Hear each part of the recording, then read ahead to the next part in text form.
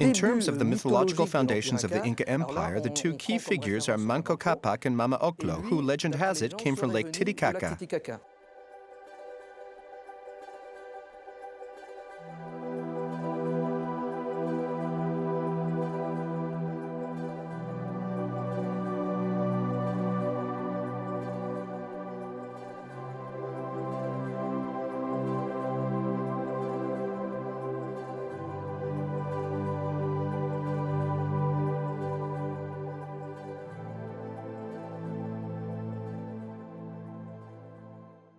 Manco Capac is a legendary Inca who appeared out of the waters of Lake Titicaca.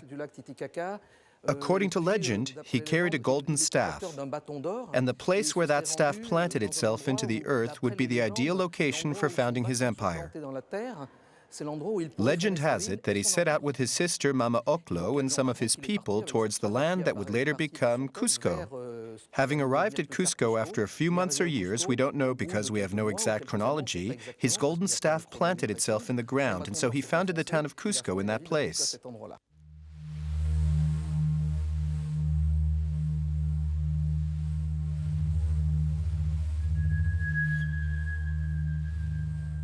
It has to be said that the Incas had real political genius because at the high point of the Inca Empire, their territory stretched from the south of Colombia to the center of Chile, an enormous area, even by today's standards. They were able to maintain that territory without the use of written language, as we know it, without horses for transport, and without any form of cart, given that they had not yet discovered the wheel. Everything was organized through a network of foot soldiers, and you can imagine the distances.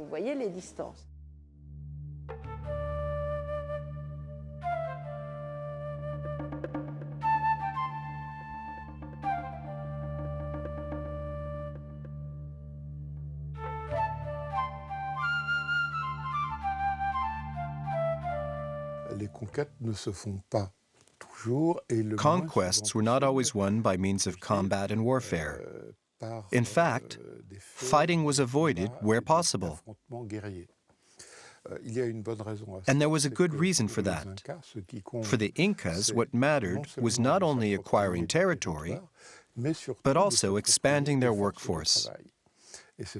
And that workforce consisted of the resident population, who submitted of their own accord and integrated into the ranks of the empire. The Incas had a very intelligent diplomatic strategy in that they constantly offered their neighbors opportunities to join the empire, either by accepting proposals of marriage between local princes or chiefs and noblewomen from the Inca Empire, or by offering them gifts of desirable goods, such as cloth, cereals, potatoes, and, of course, cocoa. They also offered them a high level of security, because once a people became a part of the Inca hegemony, they were protected by the Incas.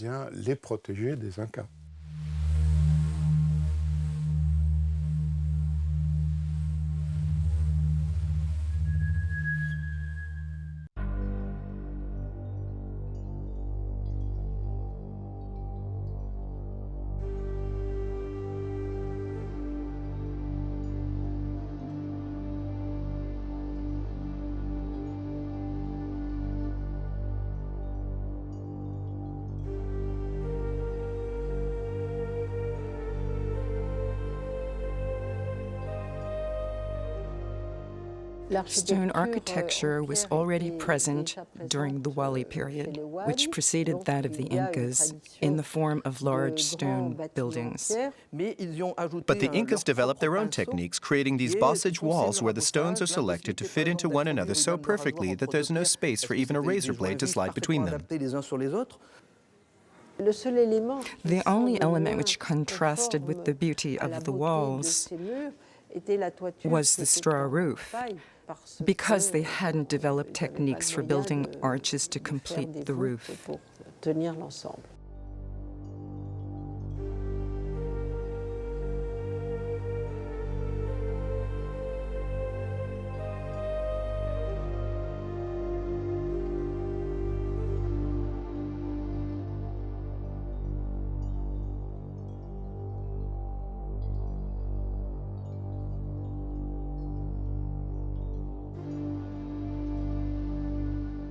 The stones were extracted from quarries. They were dragged or rolled on wooden beams to transport them to the construction site. Then they were placed onto earthen platforms, laid out on a slight slope, and they were either dragged or rolled into place. It needed an enormous amount of manpower, but it was perfectly doable.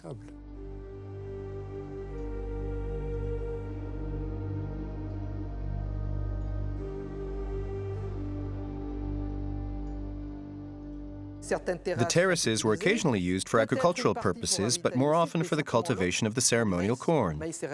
In order to make chicha, the ceremonial beer which was distributed on festive occasions as a symbol of Inca power. In these rainy areas, where the mountainsides are very steep, unless you flatten the land into terraces, all the good soil is washed away to the bottom of the valley by the rainwater.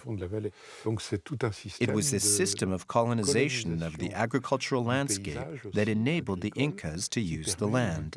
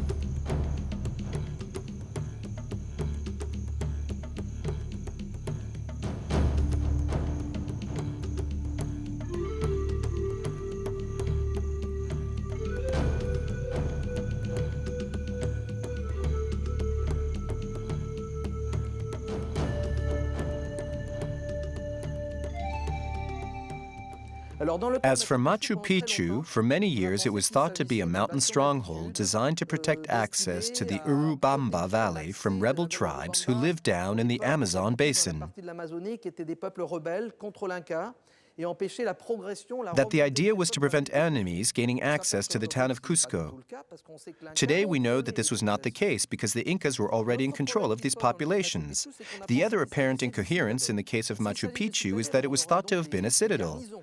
If it had been a citadel, there would have been garrisons protecting it, and we haven't found any. Also, when you look at the size of Machu Picchu and calculate the number of people who could have lived there, they can't have been more than 300, 400, 500 maximum. That's a long way off the estimate that was made a few years ago of 3,000 to 4,000 people. Today, many of the conceptions we had have changed. We've understood that sites at high altitudes were sacred, that they had a role in the rituals of mountain worship and in specific earth cults, and that Machu Picchu's function was similar to that of a modern-day palace. Like a summer palace. Who lived there? Obviously, the Inca lived here when he came from time to time for special occasions and to preside at ceremonies. There were also priests who would have taken care of the organization of the ceremonies. And then there were the servants, the llanas, who were in the service of the Incas and worked for them. So there were only a few people, and this helps to explain the type of architecture, which, though it was local and rustic, was still designed to conform with the aesthetic and architectural norms of the ruling elite. So we know that the ruling elite were present.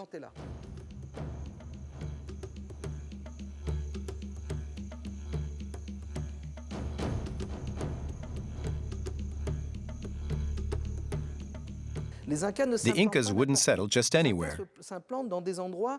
They would only reside in places where they could be in contact with their divinities and in communication with their ancestors. And they believed that their ancestors lived at the top of mountains.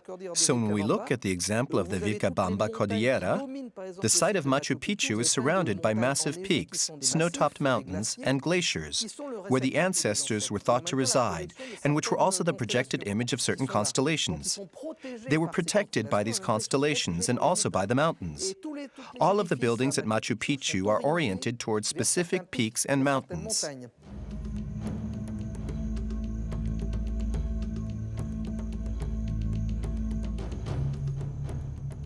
It represents the central square of Cusco, the starting point of the four roads. And the Ocapata is also where the Incas came together on special occasions to worship the Inca or to listen to him speak.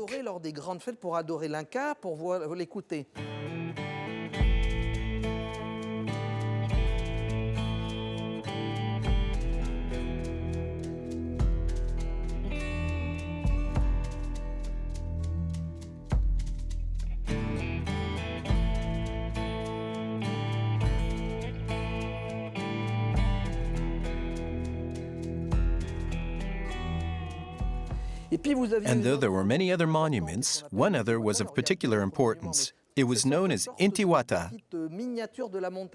It's sort of a miniature replica of the larger mountain opposite, which is called Huanu Picchu. It's an exact copy of the peak, standing on a platform, and it is believed that during certain ceremonies the structure was used as a sundial.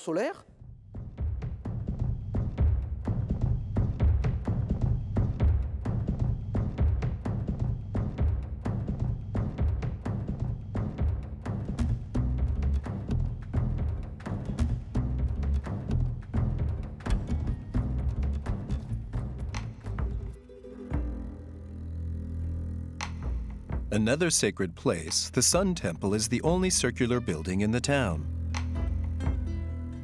This tower might have been used to study the stars. Underneath is a natural cave, which was probably a royal tomb. It contains an altar in the form of a staircase and several beautifully carved sacred niches. The Incas were certainly the world's greatest experts in lithic architecture.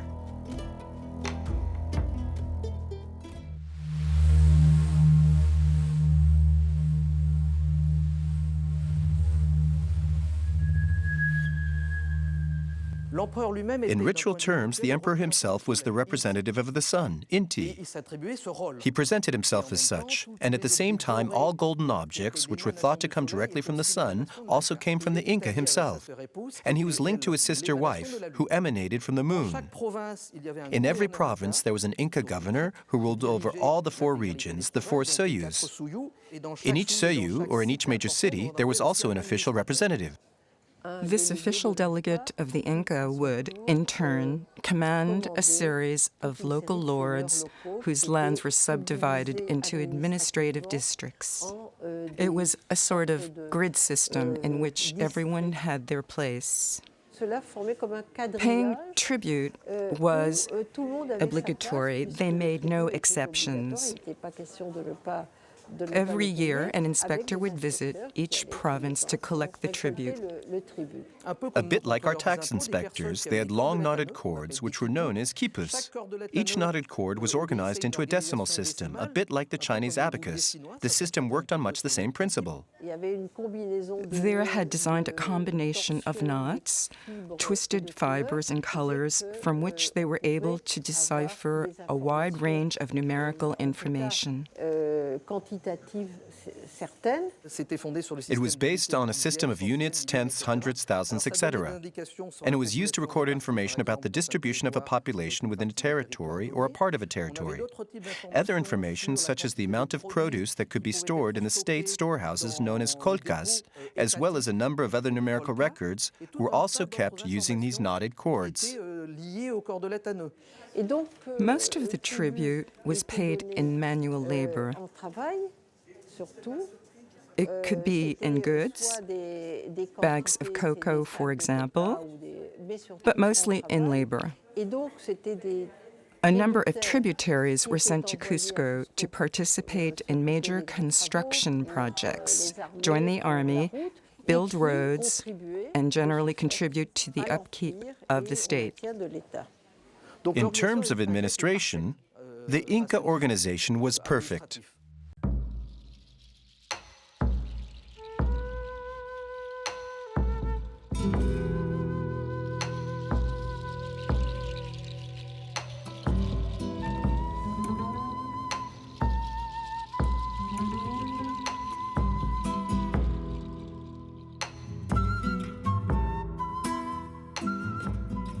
We know that the Incas also had a certain number of private residencies, their palaces or royal estates. Of course, there's the site of Pisac in the Sacred Valley, which was a palace and a ceremonial center, divided into several areas, including a citadel in the northern section. The sacred part with the Sun Temple. This is where we find the Intihuatana, the mounted stone, with its midline oriented towards the sun.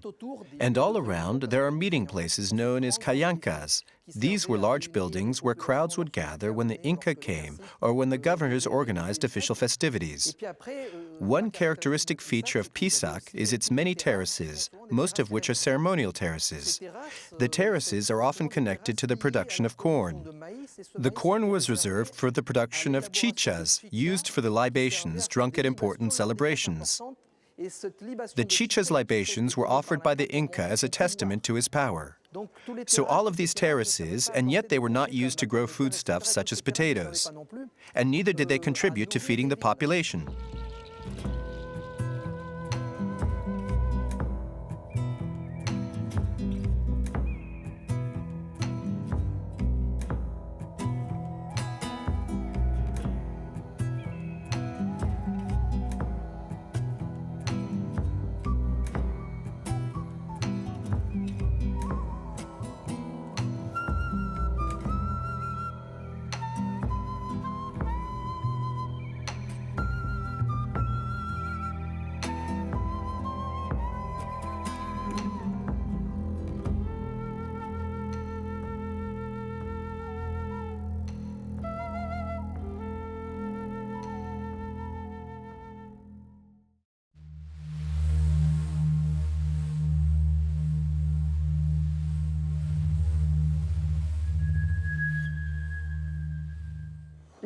The cultivated land was in principle divided into three types.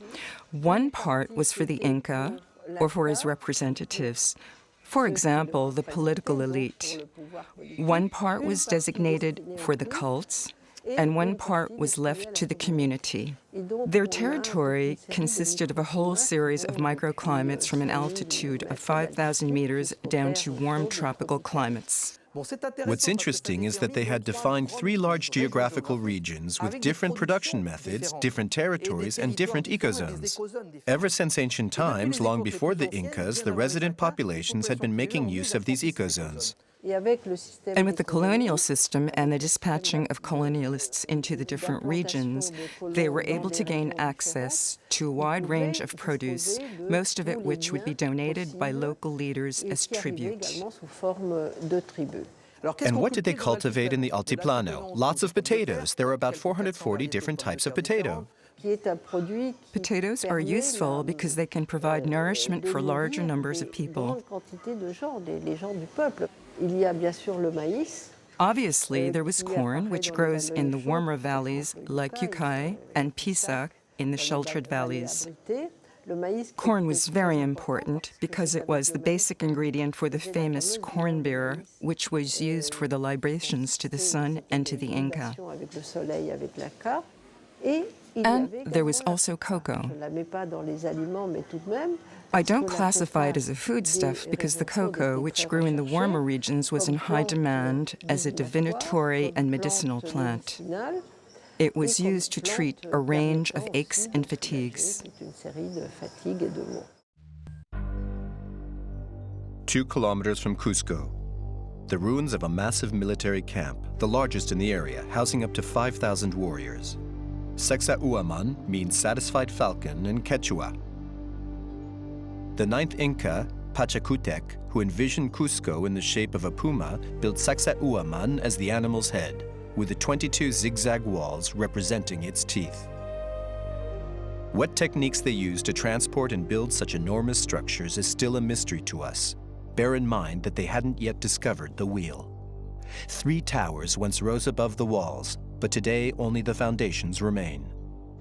One of the last battles of the Spanish conquest took place here, and it is remembered particularly for the heroic story of the Inca Cahuid. When the Spanish were attacking the tower to which he had retreated with his men, he chose to throw himself to his death from the tower rather than give himself up.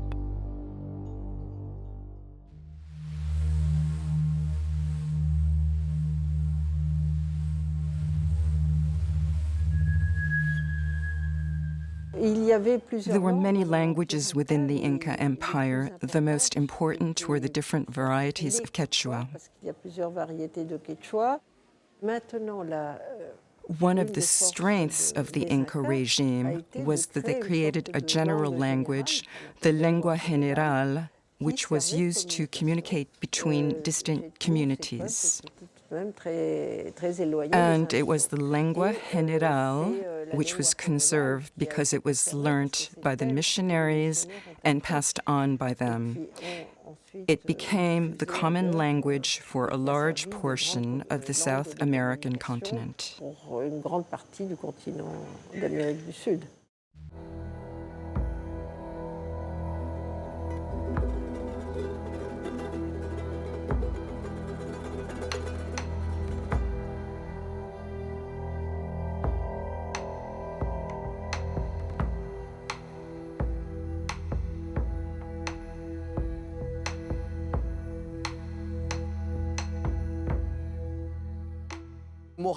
Morai, a circular terrain, which we think was probably used as a sort of agronomical observatory. We know that there were different crops associated with different ecozones because the terrain covered several ecological zones. The terraces of Morai, cut into this deep amphitheater, are an incredible sight. This archaeological site is made up of concentric terraces rising over different levels, all cut into a huge clay basin. Each level appears to have its own unique microclimate, with the layers descending over a depth of 150 meters.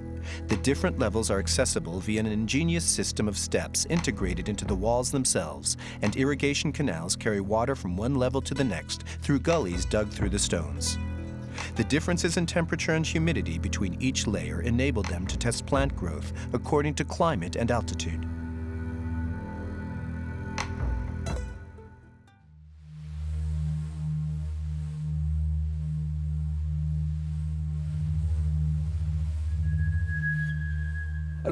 When it came to communication, the Incas took on a massive communication network which existed prior to their arrival, and they developed it even further. They maintained and extended the roads that had been built by the Wallis. These roads have been compared to Roman roads. The Spanish who used them even noted that they were of considerably better quality. They had an information system which was very advanced for its time, a system known as chasquis, the messenger system. These roads were used by people who were running on foot. You can imagine what that meant. They ran relatively short distances and they relayed one another. In just one day, from relay to relay, they could obtain information from people living on the coast. The Incas, unlike other cultures that we find in Europe, had not yet discovered the wheel, nor did they make use of animal labor. The only pack animal native to the Andes is the llama. All the transportation, both of material goods and of people, was done using caravans of llamas. The Spanish described caravans of 3,000 and even 3,500 to 4,000 animals. That means you could watch a 1.5 to 2 hour procession of llamas. These llamas belonged to different communities who would offer their animals to the Inca for use in the transport of all kinds of products. You have to bear in mind that Europeans arriving by boat in Panama would travel for up to a year before they reached Peru. We are talking about a period in history where time traveled more slowly, and so in some ways people could do what they wanted.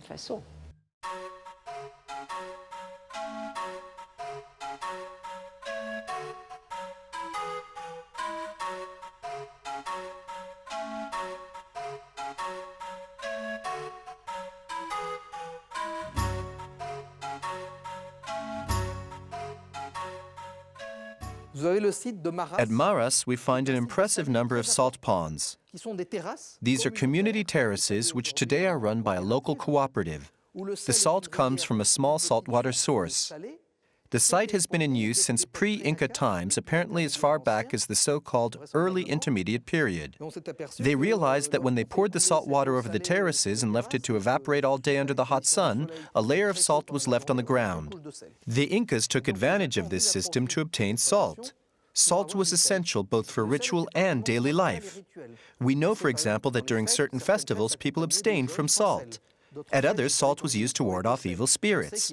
We also know that they used salt for washing. The role of salt was fundamental, and because it was a basic foodstuff, it was farmed by the community.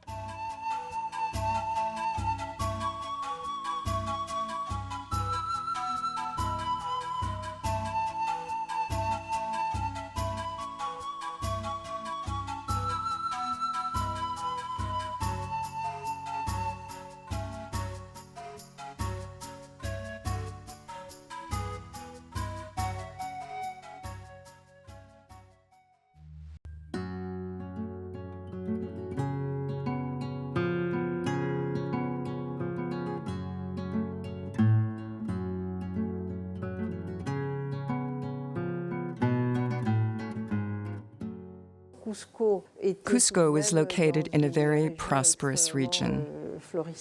It is close to the famous sacred valley, the Valley of Ucay, which is an extremely beautiful area. Progressively, Cusco was established as the capital of the Inca Empire. It was here that the four major routes started and then gradually branched out. They delimited the four main territories, which together made up Tawantinsuyu, meaning the four-part empire, with the northern, southern, eastern, and western zones. Who lived at Cusco? Essentially, Cusco was inhabited by the chiefs, the members of the ruling elite. Each of the conquered populations would have representatives living in or near the city of Cusco. It was a sort of centralization of power. Cusco means the navel of the world, which gives us a good idea of how they conceived of the city as the very heart of the empire. One other element reinforced this sense of center. In the center of Cusco was the sun temple known as the Coricancha. Cori means gold in Quechua. The sun is the ancestor of the Incas, or at least so they claimed. In the Sun Temple, they stored the Inca mummies, the ancestors of the Incas. There were also other astrological symbols, as well as a series of objects generally found in gardens, which were golden replicas of animals and plants.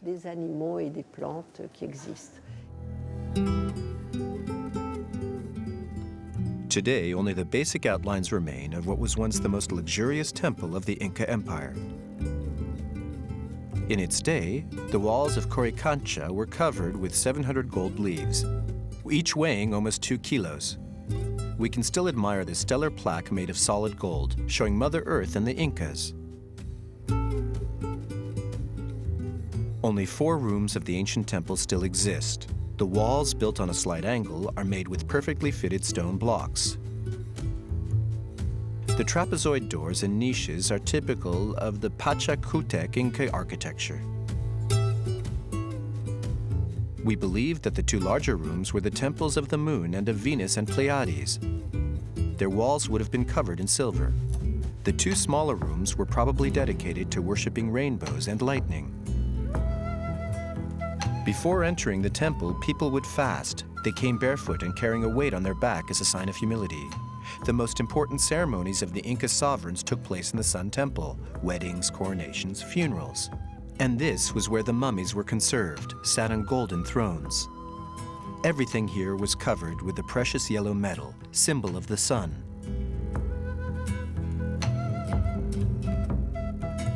Even the famous internal gardens contained golden sheaths of corn and fruits.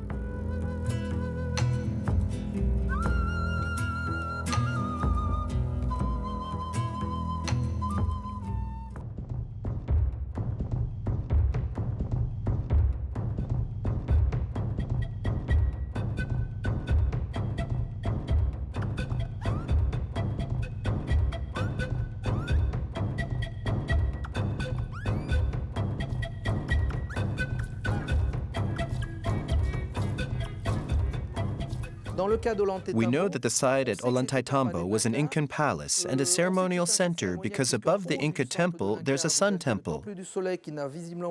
It was obviously never quite finished. These stones are unique to this site, and they have elements which look almost like porphyry. In fact, it's not porphyry, it's a perfectly polished rock, which must have been difficult to transport all the way here. There's a whole system of terraces and strongholds around the city for protection, but all of the central area is ceremonial. And the lower parts too, because the irrigation network we find here suggests that these are ritual terraces, used to grow corn for libations, rather than for agricultural purposes. In the lower part, we find a cayanca, one of the large buildings with many wide-open doorways, which were used by the Inca and his armies to hold important meetings or for festive gatherings.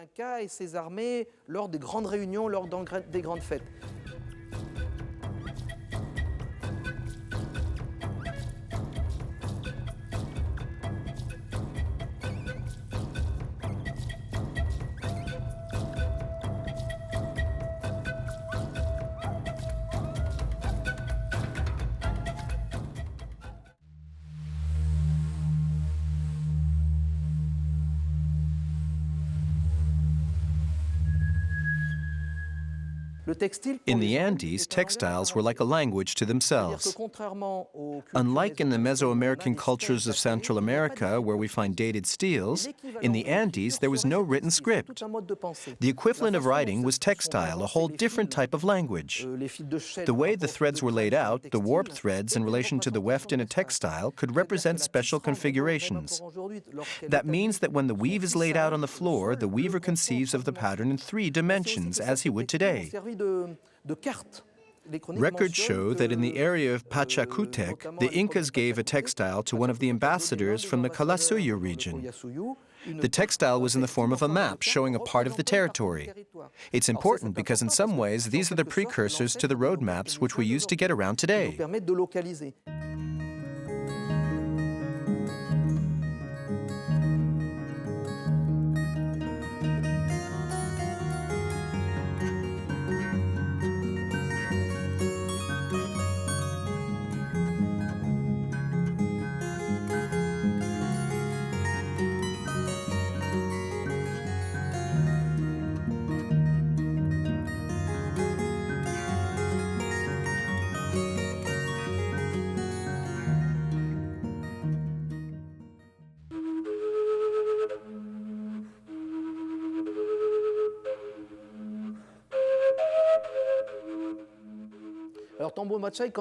Tambomache, as its name suggests, is a relay post. The road from Cusco down to the Sacred Valley is dotted with different sites. Some were temporary residences, others were tambos, buildings which were used by the armies. They would have served both as meeting places and as resting spots for the army. This was the case at Tambomache. Not far from Tambomache, there was a ceremonial temple and a natural water source. The name is often translated, the House of the Virgins. The site is the center of a large irrigation network with a sacred fountain, as well as a number of monuments reserved solely for women. In general, an Inca who went to the site would not have been allowed entry, because it was a sort of monastery reserved solely for women.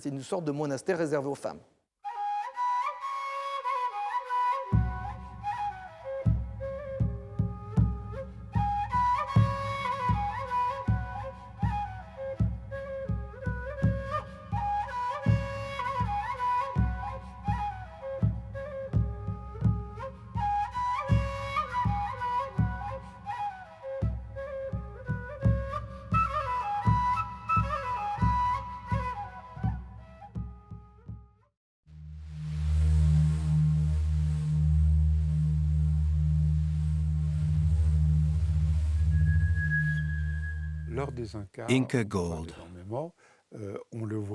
We often hear talk of it, but we see very little evidence of it, because almost all of the Inca gold was seized by the Spanish. And most of the objects in gold were quite simply melted down, whether they were works of art, tableware, or ornaments. The Spanish melted it down because for them it had no aesthetic value, nor did it have symbolic power, so they had no reason to respect the objects. They simply wanted to obtain gold bullion and pieces of gold. What's interesting is that the majority of the goldsmiths that worked for the Incas were not actually Incas themselves. They came from the north of Peru, from the famous kingdom of Chimu. The Incas took the goldsmiths from Chimu and transported them to Cusco so that their skills would be put to the service of the Inca Empire rather than the Chimu kings.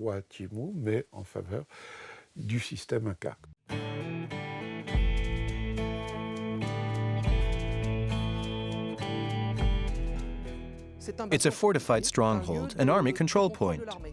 The remaining traces are sufficient to give us an idea of where the fort stood and how they controlled the access to the sacred valley on the other side, in Pisac. Amongst the relics found in the excavations of the Little Red Fortress, so called because of the pink color of its stones, were a number of fragments of red ceramic. Opinions about them vary, one can but imagine.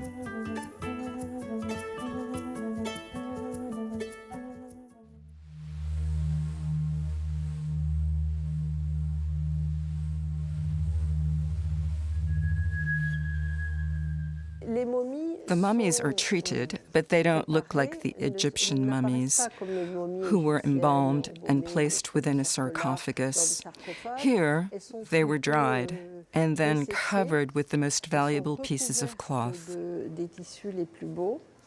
The mummies were equipped with their belongings. They had servants and women, a full courtly following. They were venerated and carried in possessions. An official from each clan would bring out the mummy, which was carried with full pomp and pride in and around the square of Cusco to be worshipped. We're essentially talking about the descendants of the Inca and members of the elite, because common people were not allowed access to this sacred area. They ate. They would sit the mummies on a sort of throne and offer them corn beer and other delicacies. So, to an extent, they were seen to be alive. And once the Inca mummies had their fill of all the energy that they could receive in the form of offerings, then they would return to their residence, where they were preserved in this way indefinitely.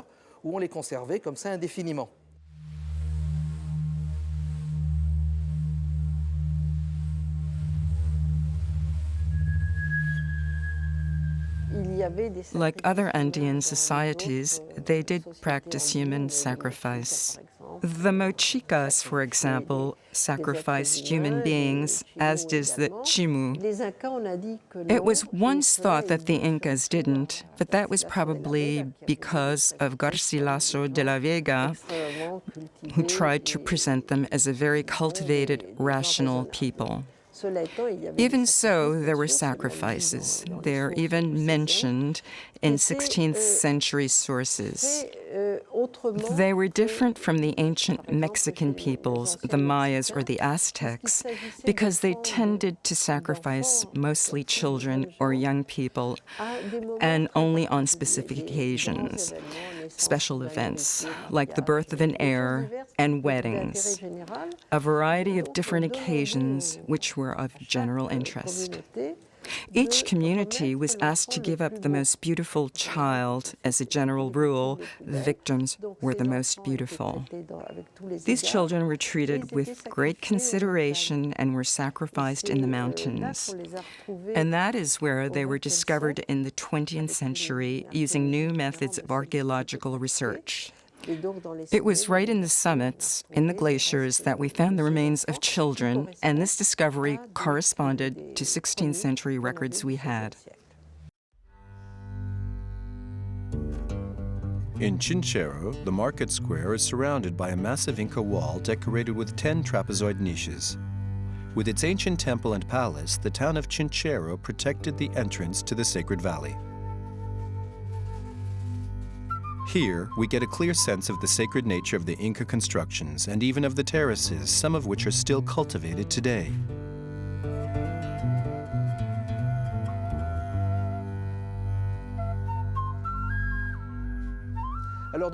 Chinchero is another palace. It too was a temporary residence with a whole series of ceremonial terraces which spread out behind it over different levels. On two of the levels, we find these miniature models of the mountains that you can see on the horizon, which are characteristic elements of Inca rituals. They were like little reproductions. It appears that the Incas considered the mountains to be sacred, and they drank libations while standing on these models because they could not access the mountains themselves.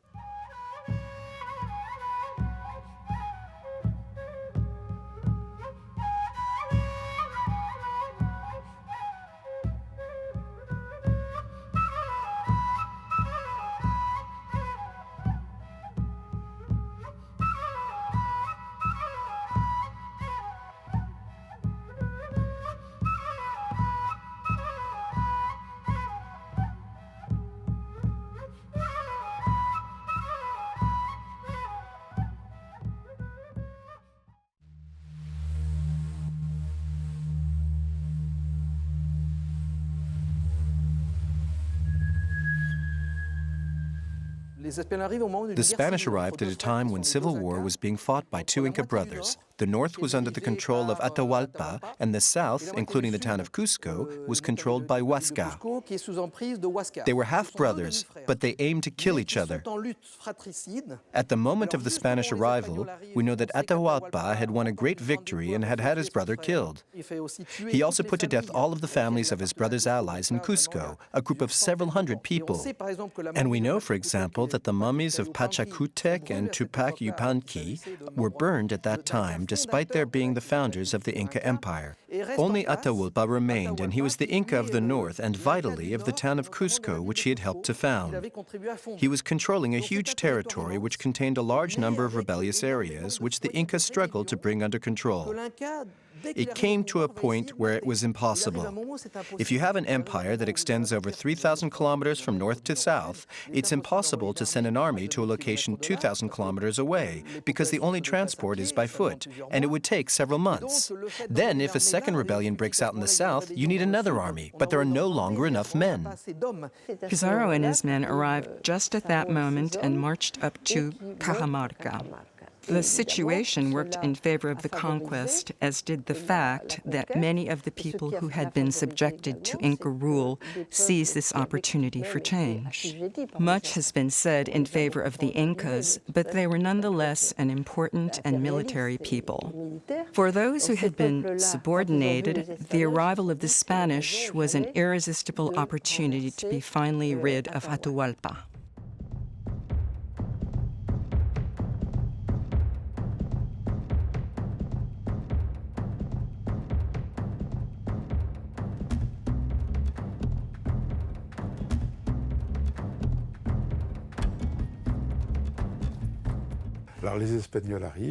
When the Spanish arrived, they quickly understood that an empire like this, with its pyramid-shaped political structure and sole sovereign leader, cannot survive once that leader figure has been removed.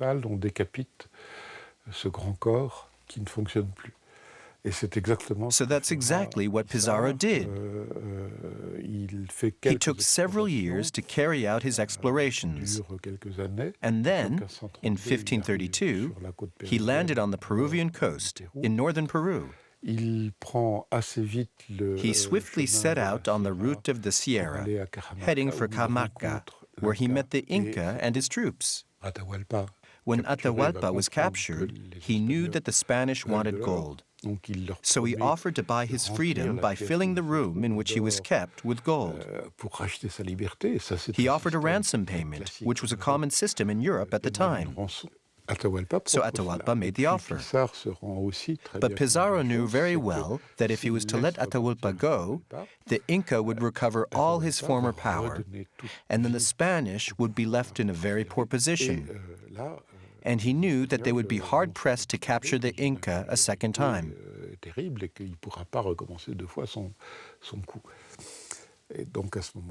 Pizarro sentenced him to trial, accusing the Inca of having misused the Bible by throwing it on the ground and of assassinating his half-brother Huascar. He was charged with murder and put to death. He was executed for his actions, which, though perfectly normal within his own culture, were of course swiftly condemned by Spanish law. As of that moment, the Spanish used Incas as puppet rulers. They were the legitimate successors of the emperor that they had removed from power and executed, manipulated by the Spanish to facilitate their conquest of the empire. De manière à les manipuler pour faciliter leur conquête de l'empire. And it worked very well.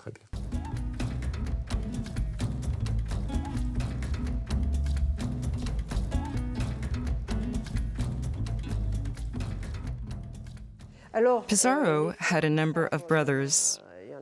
The only legitimate one was the man who went to Pachacamac, Hernando. Then there was a bastard called Gonzalo who rose up against the Spanish throne. There was another known as Pizarro del Bueno, according to the records, who was killed at Sacsayhuaman. And lastly, there was Martín de Alcántara, who was Francisco's half-brother on his mother's side. Then came his cousins, connected by a complicated network of relations. Diego de Almagro, who also features in The Conquest of Peru, is an unusual character.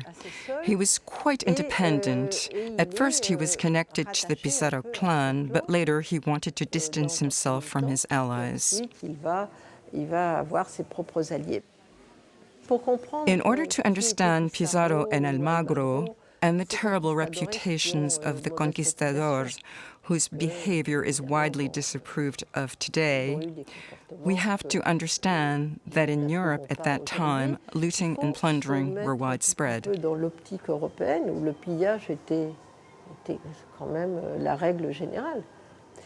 These men took more because there was so much more to be had.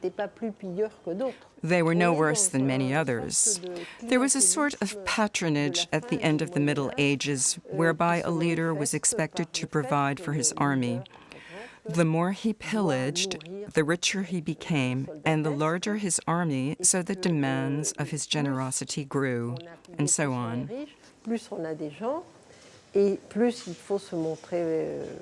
And so we see that their approach was very different to ours. A number of civil wars broke out amongst them for various reasons: ambition, loot, precedence. The crown put a stop to it all. At first, they sent in a viceroy who was executed. Then other civil servants arrived who managed to stop the bloodshed and punish the conquistadors.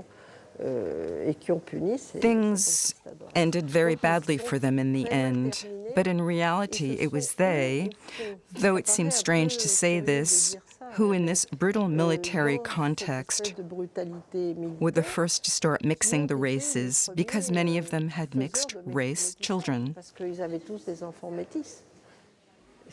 It's impossible to change history, but if Pizarro had arrived many years earlier under Huayna Capac, things might have been very different because the empire was more stable at the time. Or it might be that much like the Romans, the Inca civilization would have collapsed, and other smaller civilizations would have emerged. This would have been typical of the pattern that emerged throughout the history of the Andes.